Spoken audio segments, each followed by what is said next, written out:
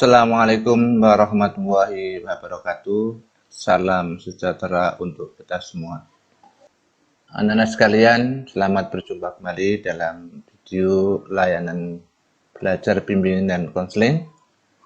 Pada kesempatan kali ini kita akan membahas tema layanan cara belajar yang efektif dan efisien.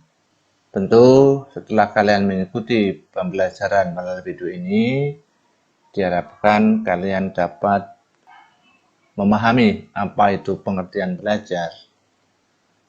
Yang kedua, memahami faktor-faktor yang mempengaruhi hasil belajar. Dan yang ketiga, kalian memahami strategi belajar yang efektif dan efisien. Sebelum mempelajari atau sebelum membahas tiga hal ini, terlebih dahulu Bapak berikan ilustrasi pertandingan voli. Anak-anak, tentu sebelum kalian melakukan pertandingan voli, kalian sudah belajar bagaimana cara servis bola, kemudian bagaimana cara menerima bola, kemudian bagaimana kalian belajar cara smash. Nah, beberapa hal ini, belajar 1, 2, 3 ini tentu kalian sudah diajarkan oleh guru olahraga. Setelah kalian belajar, sudah tahu bagaimana cara servis, cara menerima bola, cara smash bola, tentu kalian akan berlatih. Nah, ini dilatih karena mau pertandingan, tentu kalian berlatih, misalnya 2 kali seminggu. Nah, dalam berlatih ini juga kalian dituntut untuk disiplin dan juga memiliki stamina yang sehat. Nah, setelah kalian berlatih selama beberapa kali sesuai dengan jadwal berlatih, maka kalian akan menghadapi sebuah pertandingan atau bertanding.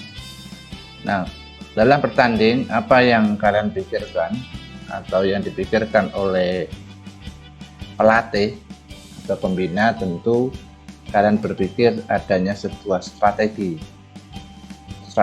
bagaimana memenangkan pertandingan. Jadi 3 hal ini tidak bisa diabaikan, yaitu belajar, berlatih, dan bertanding, yaitu perlu adanya sebuah strategi. Nah, baru sekarang kita akan masuk kepada pengertian belajar. Apa itu belajar, anak-anak sekalian? Belajar adalah suatu aktivitas yang dilakukan secara sadar untuk mendapatkan sejumlah kesan dari bahan yang telah dipelajari. Menurut Bari Jamaroh tahun 1921. Kemudian menurut James O. Whittaker, belajar dapat didefinisikan sebagai proses di mana tingkah laku ditimbulkan atau diubah melalui latihan atau pengalaman.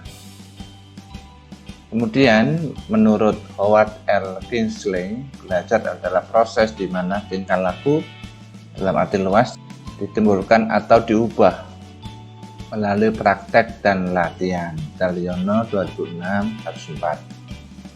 Nah, jadi kalau kalian tadi belajar voli, tentu di situ ada aktivitas yang kalian lakukan secara sadar untuk mendapatkan sejumlah kesan. Nah, dari latihan voli tadi, dari belajar voli itu tadi, kalian mendapatkan sejumlah kesan. Oh, cara servis bola seperti itu, cara menerima bola, cara smash, kalian ada kesan. Kemudian dari pengertian kedua, ini kalian melalui latihan dan pengalaman. Jadi belajar itu ada proses di mana kalian tadi bisa ubah melalui latihan dan pengalaman.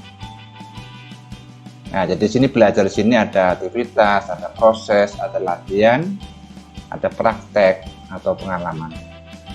Nah, kemudian kalau kita ambil contoh ketika kalian masih mau belajar jalan, ketika kalian masih kecil, kalau ingin berjalan maka dilatih oleh orang tua. bagaimana cara merangkak, berdiri, tuntun, ya, mulai melangkah. Pada akhirnya kalian bisa mulai berdiri, sedikit demi sedikit melangkah kakinya, dan kemudian dapat berjalan dengan sempurna. Nah, jadi ini ada proses, ya, aktivitas dan proses latihan. Untuk belajar jalan pun perlu proses pelatihan. Nah, demikian juga sekalian, bila kalian ingin mengetahui serta memahami sesuatu dengan baik, maka kalian harus melalui proses yang disebut proses belajar itu, ya. Jadi proses belajar akan menghasilkan perubahan yang bersifat intensional, disengaja, positif, aktif, efisien, efektif, dan fungsional, berfungsi, ya, anak-anak sekalian. Ini namanya belajar. Nah, perlu dipahami anak-anak sekalian, sekarang strategi, ya. Jadi ada sudah belajar, berlatih, maka ada strategi. Nah, belajar pun sama, anak-anak sekalian, belajar dalam arti luas ini. Jadi strategi belajar adalah metode yang dipakai oleh peserta didik untuk belajar. Secara individual, strategi belajar berarti suatu metode atau cara, ya, untuk mencapai meaningful learning, jadi pelajaran bermakna. Untuk dapat mencapai meaningful learning, maka peserta didik harus mempunyai suatu alat atau tool yang disebut concept mapping. Nah, jadi kalau tadi untuk memenangkan pertandingan ada strategi, bagaimana menang pertandingan, maka belajar pun ada strateginya. Nah, supaya bermakna di sini, untuk mencapai meaningful learning, maka kalian harus bisa membuat, ya, di sini dikatakan peserta didik harus mempunyai alat, yang disebut concept mapping atau peta konsep. Nah, ini contoh peta konsep. Misalkan ada topik A, topik B, topik C. Nah, ternyata topik A itu ada subnya lagi, ada bagian A1, A2, B juga sama, C juga sama. Nanti ada C3, ya, tiga hal. Jadi ini poin-poinnya yang kalian petakan. Kemudian model lain seperti ini, boleh A1, A2, B, B1, B2, C, D1, D2, D, D1, D2. Nah, ini namanya pemetaan, memetakan konsep. Nah, untuk menguasai itu perlu strateginya harus ada. Nah, baik anak-anak sekalian, sebelum Bapak lanjutkan, tentu jangan lupa kalian like, subscribe, dan tekan tombol loncengnya agar kalian mendapat notifikasi video-video selanjutnya. Dan lebih penting lagi, anak sekalian, tentu kalian bisa mengikuti hingga akhir video ini supaya paham materinya. Jadi, jangan buru-buru langsung stop, dipelajari benar-benar, ikuti sampai selesai. Oke? Nah, sekarang Bapak lanjutkan. Faktor-faktor apa yang mempengaruhi hasil belajar? Itu ada internal, ada eksternal. Internal ini berarti berkaitan dengan dalam dirimu, nah, ya. Internal kalian sendiri, keadaanmu. Apa itu? Pertama adalah fisik jasmaninya. Nah, tentu dalam belajar itu kondisi fisiknya harus sehat. Kalau nggak sehat, tentu kalian tidak akan bisa konsentrasi. Kemudian fisik atau kejiwaan. Ini juga mempengaruhi hasil belajarmu. Hasil belajarmu tidak akan maksimal kalau kalian dalam kondisi kejiwaan yang tidak stabil, ya, belajar tidak stabil. Apa kalian ada rasa takut, cemas, ada konflik-konflik batin, ya, timbul rasa kecewaan, dan atau gangguan psikis lainnya, ini akan mempengaruhi hasil belajarmu, tidak akan maksimal. Kemudian yang ketiga, tentu adanya kemauan atau niat. Nah, kalau kalian tidak ada niat benar-benar yang tulus, nah ini juga akan mempengaruhi aktivitas belajarmu, akan mempengaruhi hasil belajar kalian. Jadi harus berniat belajar itu benar-benar harus sungguh-sungguh. Karena kalian harus ingat bahwa belajar itu merupakan suatu kebutuhan diri. Jadi, kalau ingin mencapai masa depan yang gemilang ya memang harus niat belajar. Tanamkan dalam hatimu itu, saya harus menjadi orang yang sukses dan berhasil dalam sekolah dan karir saya. Tanamkan lagi, saya tidak boleh bermalas-malasan dalam hidup ini, saya harus bekerja keras. Itu jadi betul-betul niat yang sungguh-sungguh, tulus, ikhlas untuk mencapai suatu keberhasilan. Kemudian faktor yang keempat adalah kecerdasan. Tentu untuk mengetahui kecerdasan ini perlu ada tes psikologi yang sekalian ya. IQ juga mempengaruhi ya faktor kecerdasan ini. Kalau IQ seseorang itu normal, misalnya antara 100 sampai 110 hasil tes psikotesnya ini, maka seseorang itu akan mampu mengikuti belajar di sekolah umum dengan lancar selama ia tidak mengalami gangguan lainnya. Apalagi kalau IQ-nya di atas rata-rata, wah tambah hebat lagi ya, apalagi jenius. Tentu akan lebih mempengaruhi hasil belajarnya di sekolah. Kemudian faktor lain adalah minat ya, nanti sekalian ya. Minat juga merupakan faktor yang mempengaruhi hasil belajar. Jadi minat di sini tentu tertarik yang kuat ya terhadap objek tertentu. Nah, karena kalian itu masih proses belajar, maka bagaimana caranya kalian berupaya agar kalian benar-benar tertarik terhadap semua mata pelajaran atau terhadap semua yang kalian pelajari. Nah, jadi kalian itu benar-benar terus-menerus untuk belajar mencintai, menyenangi apa yang kalian pelajari, sehingga akhirnya kalian mampu dengan seutuhnya memiliki ketertarikan yang kuat, mencintai dengan setulus-tulusnya yang dipelajari itu. Nah, tentu diharapkan akhirnya kalian memiliki motivasi, dorongan belajar yang meningkat untuk mencapai keberhasilan dalam belajar. Minat ya, anak-anak sekalian. Kemudian motivasi, ya motivasi itu dorongan dari dalam dirimu untuk mencapai hasil tertentu, hasil suatu perbuatan belajarmu. Jadi ada motivasi internal, ada motivasi eksternal. Kalau dirimu lebih kuat, motivasi belajar di dalam itu akan lebih bagus. Jadi misalkan belajar adalah suatu kebutuhan untuk masa depan, itu berarti motivasimu dari dalam. Tapi kalau motivasimu itu karena dorongan oleh seseorang, karena faktor dari luar, saya dapat hadiah, nah itu namanya motivasi eksternal. Misalnya oleh orang tuamu, misalkan kalau kamu bisa peringkat 1 akan dapat hadiah, akan diberi hadiah. Kemudian oleh Bapak Ibu guru, kalau kamu nilaimu bisa di atas 80 atau di atas 90 akan dapat hadiah dari Bapak atau dari Ibu guru. Nah, dari dua macam motivasi tadi, tentu sebaiknya kalian memiliki motivasi dari dalam yang kuat. Karena dengan motivasimu yang dari dalam yang kuat itulah aktivitas dan belajarmu itu biasanya lebih dapat diharapkan untuk mencapai suatu hasil yang membanggakan. Upayakan kalian motivasi dari dalam, yang dorongan untuk belajar itu kuat dari dalam. Nah, ini namanya faktor-faktor yang mempengaruhi hasil belajar dari dalam ya, dari internalmu sendiri ini. Fisik, psikis, kemauan, kecerdasan, minat, motivasi. Kemudian ada faktor yang mempengaruhi hasil belajar itu dari eksternal. Jadi maksudnya kondisi eksternal itu berarti kondisi lingkungan di mana kalian berada, yaitu apa? Sarana dan prasarana. Nah, apakah dalam kalian belajar itu didukung oleh sarana prasarana memadai?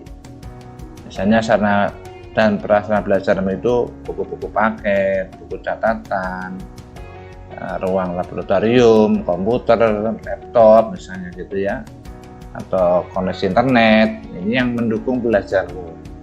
Jadi kalau misalkan di sekolahmu memiliki sarana prasarana yang cukup, maka tidak mustahil kalian bisa mencapai hasil yang maksimal. Kemudian di samping sarana dan prasarana. Kondisi eksternal itu juga lingkungan sekitar, nah, di mana kalian tinggal, dan lingkungan bermain kalian itu juga akan mempengaruhi aktivitas dan hasil belajar. Nah, apabila lingkungan sekitarmu itu mendukung kemajuanmu, maka tidak mustahil keberhasilan belajarmu juga dapat tercapai. Tetapi sebaliknya, kalau lingkungan bermain, lingkungan kalian berada itu tidak mendukung, ya tentu tidak mungkin belajarmu bisa tercapai dengan maksimal. Nah, oleh karena itu kalian harus bijak bagaimana menyikapi keadaan di lingkunganmu. Nah, kalian bisa memilah ya, mana yang bermanfaat dan mana yang tidak. Di lingkungan sekitar itu perlu bijak. Nah, sehingga faktor-faktor ini tidak akan mempengaruhi kalian dalam berprestasi. Kemudian anak sekalian, ada 3 hal yang mendukung terhadap cara belajar. Pertama adalah belajar mandiri, yang kedua adalah media belajar, dan yang ketiga adalah strategi atau cara belajar. Apa maksudnya belajar mandiri di sini? Nah, sekalian, adalah sebuah konsep pembelajaran atas inisiatif sendiri, bukan belajar sendiri. Ya, jadi harus diartikan begitu ya. Nah, jadi kalau kalian sudah belajar mandiri, artinya sudah kalian memang betul-betul belajar atas inisiatifmu sendiri, ya, merupakan kebiasaanmu sendiri yang baik, maka tidak mustahil kalian akan belajarmu akan lebih efektif. Jadi tidak perlu disuruh ya, perintah, tapi benar-benar atas inisiatif sendiri, punya rasa tanggung jawab untuk belajar. Kemudian media belajar yang dimaksud adalah sebuah sarana belajarmu yang akan membantu dalam belajar. Apa yang dimaksud media belajar di situ? Maksudnya adalah di mana kalian belajar, kalian tinggal menggunakan, ya, tinggal membaca, tinggal memahami, ya, mau mencari materi ada. Nah, jadi misalnya bentuk sumber belajar itu banyak, misalnya apakah buku, transparansi, film dengan tabel tertentu, internet dan sebagainya. Ini media-media belajar itu juga akan mendukung ya. Jadi media belajar, kalau mau belajar medianya ada, itu juga akan mendukung cara belajar yang efektif. Nah, yang ketiga adalah strategi atau cara belajar. Nah, jadi di awal tadi Bapak ilustrasikan main volley, mau pertandingan volley, supaya menang tentu harus punya strategi atau cara memenangkan pertandingan. Nah, belajar pun sama. Agar mencapai hasil yang maksimal, mencapai tujuan, perlu harus ada strategi belajar. Jadi strategi belajar efektif sangat penting untuk mencapai prestasi belajar yang ingin dicapai. Nah, seperti apa strategi atau cara belajar yang efektif, anak sekalian? Nah, ini pertama, siapkan buku-buku materi pelajaran yang akan dipelajari dan kumpulkan dengan rapi di atas meja belajar. Nah, jadi kalau mau belajar mau belajar itu yang pertama harus menyiapkan dulu materi pelajaran yang akan dipelajari itu apa saja. Oh, besok katakanlah hari Senin. Nah, ini pelajarannya apa saja nih hari Senin? Disiapkan dulu materi pelajaran yang akan dipelajari, kumpulkan di atas meja belajarmu. Nah, tentu ini sudah punya jadwal ya sekalian ya, menyiapkan dulu buku-buku yang akan dipelajari atau materi yang akan dipelajari. Kemudian yang kedua, mulailah pelajari buku paket atau buku catatan untuk jam pertama dan seterusnya. Jadi misalnya hari Senin itu ada 4 mata pelajaran, jam pertama, jam kedua apa, itu misalkan pelajaran A, jam ketiga keempat pelajaran B, berikutnya C, berikutnya D. Ini semua sudah jadi ditumpuk dulu, disiapkan dulu, kemudian baru dimulai. pelajari mulai jam pertama, jam kedua sampai jam keempat misalnya ya, dan seterusnya. Nah, kalian yang tahu jadwalmu itu sampai jam beberapa. Yang jelas dimulai dari jam pertama. Nah, kemudian yang ketiga adalah jangan terlalu lama membaca buku pelajaran, upayakan kira-kira 20 menit. Dari jam pertama 20 menit, jam kedua 20 menit kira-kira begitu ya, dan seterusnya. Lalu keempat, pahami setiap alinea materi yang dipelajari. Nah, tadi ingat ya sekali ya, membuat peta konsep tadi itu, memahami setiap alinea itu apa sih tadi. Nah, dicatat. Jadi alinea pertama tadi yang penting apa ya, catat. Nah, kalau nggak ngerti ya tanyakan pada guru atau teman yang mengerti, tapi dicatat dulu. Nah, setelah dicatat, walaupun belum dipahami tetap dicatat, ditanyakan, tapi kalau dipahami ya bagus. Nah, kemudian yang keenam, nah ini ada pelajaran non eksakta yang nggak pakai rumus-rumus ya, non rumus. Cobalah sambil berbicara sendiri layaknya seorang guru ketika berdiri depan kelas. Hal itu untuk menguji berapa persen Anda menguasai materi yang baru dipelajari ya. Tadi kan kalian di langkah kelima tadi mencatat ya, yang penting catat. Nah, sekarang coba yang nggak pakai rumus itu latihan bicara. Apa sih pokok-pokok tadi yang saya pelajari ya. Nah, coba kalian latihan untuk bicara sendiri. Oh, tentang topik yang saya pelajari tadi, yang pertama tentang A, ceritakan itu tentang A. Terus B, ceritakan. Nah, layaknya kalian sebagai seorang guru ya, gitu. Kemudian yang ketujuh, kalau ada pelajaran eksakta, tulis rumus-rumus di folio atau karton manila ya, apalah bentuknya, kertas folio atau kertas manila atau kertas-kertas lain yang bisa buat menulis rumus-rumus, kemudian tempelkan, gantungkan pada tempat belajarmu atau di kamarmu agar sering terlihat dan mudah untuk mengingatnya. Nah, ini strateginya.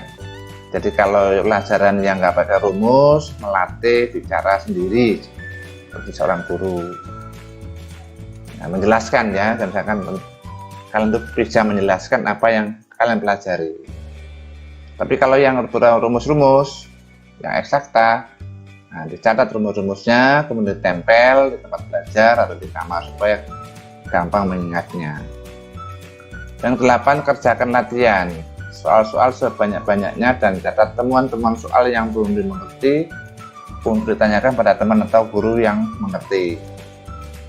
Nah, jadi kalian dalam latihan itu upayakan sebanyak-banyaknya.